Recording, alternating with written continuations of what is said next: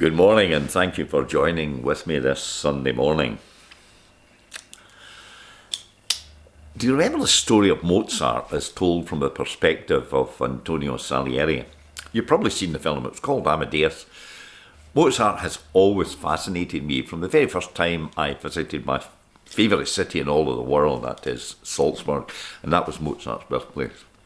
What a city it is. I could imagine him as a boy going along the cobbled streets to the church just a few hundred yards from his birthplace, and there in that magnificent church he would play the organ. And I wonder if that's where he first heard the name of Salieri.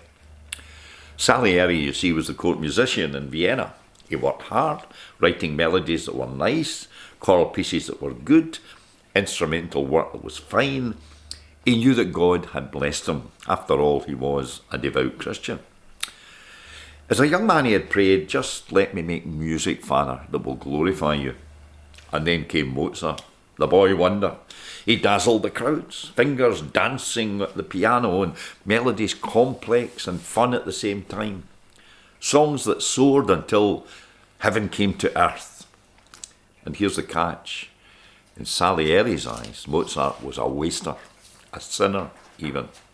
He was immature, he was vulgar, he was obscene, he made off with the ladies time and time again, and Salieri grew green with envy.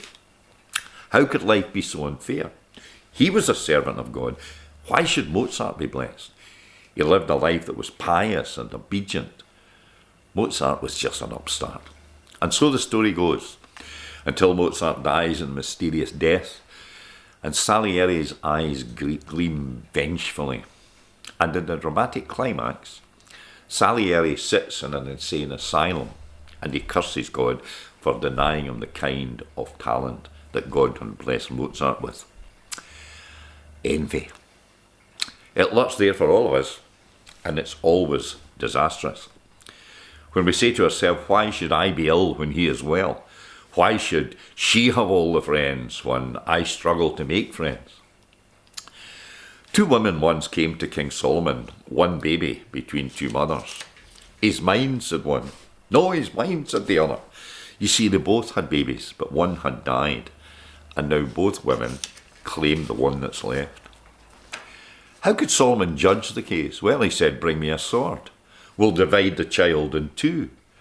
In one woman, the real mother is heartbroken. No, she cries, give the baby to her. And it was envy that was at the bottom of it, and it was envy that was Salieri's problem. The great Apostle Paul nailed it when he said, love is patient, love is kind, and does not envy. We can all be guilty of it. Envy and jealousy can live in our hearts. Let's take Paul's medicine. It's a wonderful cure with no side effects. It cures everything, and it's simply called love. A challenge to love those that make life difficult for us, to love those that we find it difficult to live with, to love those, even those that right now we think are unlovable. God help us to do just that. Again, thank you for listening to me, and God bless you. Hi there, I'm back in my wee office here.